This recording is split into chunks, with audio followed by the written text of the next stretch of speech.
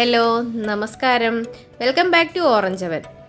ఈరోజు మనం పనస పండుతో ఒక వెరైటీ డిష్ చేయబోతున్నాము. పనస పండు అంటే అందరికి ఇష్టమే కదా. కేరళ స్టేట్ ఇది ఒఫీషియల్ ఫ్రూట్ కూడా పనస పండువే.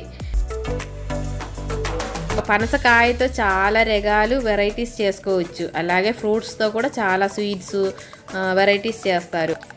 మా చిన్నప్పుడు అయితే అన్ని రకాలు చేసి కాయలు అయిపోక చాలా వేస్ట్ అయిపోయేది కూడా. అప్పుడు కళ్ళలో కూడా అనుకోలేదు మనం ఇప్పుడు బయట కొనుక్కొని తినాల్సి వస్తుందని. అసలు దొరకడానికి కూడా కష్టం కదా. ఈరోజు మనం దానితో చిన్న వెరైటీ చేయబోతున్నాము. అంటే బజ్జీలాగా కొంచెం స్వీట్గా. అలాగే డేట్స్ ఉంది కదా మన ఖజూరాలు మామూలుది, దానితో కూడా ఒక బజ్జీలాగా చేయబోతున్నాను. అది కూడా కొంచెం స్వీటే, చాలా టేస్టీగా ఉండదు. ఇది రెండు మీరు తప్పకుండా ట్రై చేసి చూడండి. ఎలా చేయాలో చూపిస్తాను. మనం కొన్ని కాయలు తీసుకున్నాము. అది మరీ పండింది కాదు, మరీ పచ్చిది కాకుండా మీడియంగా పండినట్టుండేవి తీసుకోవాలి. అంటే మరీ మెత్తగా ఉండకూడదు.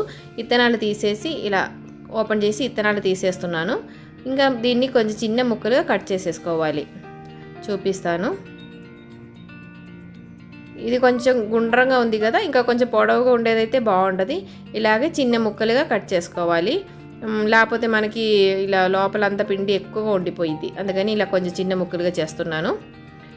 దాన్ని కట్ చేసి రెడీ అయిన తర్వాత మనం పిండి రెడీ చేసుకోవాలి. అది ముంచడానికి, అంటే బజ్జీలాగా చేసేటప్పుడు కోటింగ్ కావాలి కదా, దానికోసం 1 కప్పు మైదా పిండి. మనం బజ్జీ చేసేది శనగపిండితో కదా. ఇది మనం మైదా పిండి అని రైస్ ఫ్లోర్ మిక్స్ చేసేస్తున్నాము. 1 టేబుల్ స్పూన్ రైస్ ఫ్లోర్ బియ్యపిండి, అలాగే 1 పించ్ సాల్ట్, ఒక 3 టీ స్పూన్ షుగర్ వేసేసుకోండి. మనకి ఇంకా కొంచెం ఎక్కువ కావాలంటే యాడ్ చేసుకోవచ్చు. కొంచెం నువ్వులు 1 చిన్న స్పూన్ చాలు. కొంచెం పసుపు కూడా, కలర్ పిండి కొంచెం ఎల్లోగా రావడానికి. అది కొంచెం కొంచెం వాటర్ వేసుకొని కలుపుకోండి. మనకి ఓవర్గా లూస్ అయిపోకూడదు. కొంచెం మన బజ్జీ పిండి ఎలా ఉండదు అలాగే కొంచెం థిక్గా బ్యాటర్ రెడీ చేసుకుంటున్నాను. 1 పించ్ బేకింగ్ సోడా కూడా వేస్తున్నాను. ఇది కూడా వేసి బాగా మిక్స్ చేయండి. చూడండి, థిక్ బ్యాటర్ ఇలాగే పిండి రెడీ చేయాలి. ఇప్పుడు మనం కడాయిలో కొంచెం ఆయిల్ మీడియంగా హీట్ ఎక్కించుకోవాలి. ఓవర్ హీట్ అయితే బాగుండదు, పైన పైన మాడిపోయిద్ది. మీడియం ఫ్లేమ్ అయినప్పుడు ఇలాగా ఒక్కొక్క పీస్ తీసుకొని పిండిలో బాగా కోట్ చేసి ఆయిల్లోకి వేసి మీడియం ఫ్లేమ్ మీదే ఫ్రై చేసుకోవాలి. అప్పుడప్పుడు తిప్పుతా కొంచెం లైట్గా కలర్ చేంజ్ అయ్యేటప్పుడు తీసేసేయండి. చూడండి, ఇలా చాలు. ఇప్పుడు మనం తీసేసి కొంచెం కిచెన్ టిష్యూ మీద పెడితే ఆయిల్ అంతా అబ్సర్బ్ అయిపోతుంది. మన బజ్జీలు బాగా నీట్గా ఉంటుంది. చూడండి, ఇలాగా అన్నీ రెడీ చేసుకోవాలి. ఓవర్గా కలర్ చేంజ్ అయిపోయినా కూడా బాగుండదు. మన బజ్జీలు అన్నీ రెడీ అయిపోయింది.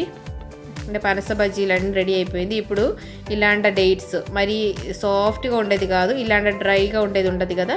ఇప్పుడు ఇలాగ ఓపెన్ చేసి దాని లోపల ఉండే ఇత్తనాలన్నీ తీసేసి ఈ పిండి ఉంది కదా, సేమ్ ఈ పిండిలోనే ఇలాగే కోట్ చేసి దీన్ని కూడా ఫ్రై చేయొచ్చు. చాలా టేస్ట్ బాగుంటుంది.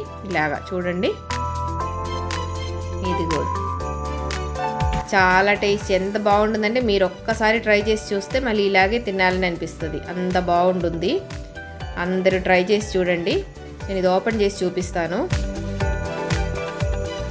ఇదిగో ముందు పనస బజ్జీలు.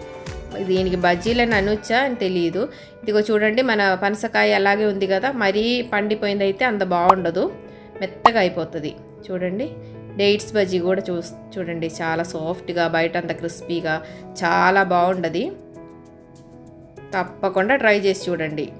మరి మా వీడియోస్ మీకు నచ్చుతుందా లేదా అని మాకు తెలియాలి కదండి. అందుకని కొంచెం లైక్ చేస్తూ ఉండండి. నచ్చకపోతే డిస్లైక్ చేసేసేయండి. లేకపోతే మీరు కామెంట్ చేసినా మాకు తెలుస్తుంది కదండి. మరి అందరు హెల్తీగా ఉండండి, హ్యాపీగా ఉండండి. Thanks for watching. Orange continues. Bye bye.